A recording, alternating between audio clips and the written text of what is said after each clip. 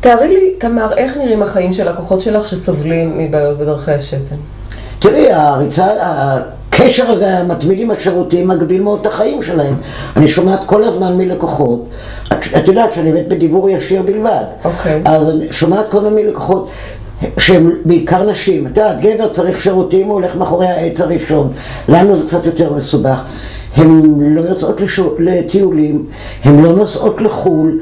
כל דבר שמצריך תקופה יותר ארוכה במרחק משירותים, הן מגבילות את עצמן. זו הגבלה מאוד משמעותית. יש גם עייפות שלא ישנים טוב בלילה?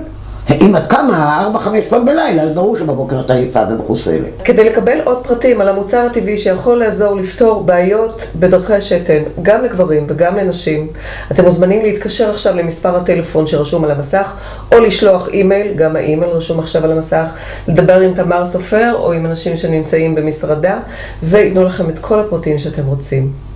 תמר סופר, תודה רבה שהיית איתי כאן היום. תודה לך. תודה רבה לכם, כאן דקלה מור, להתראות.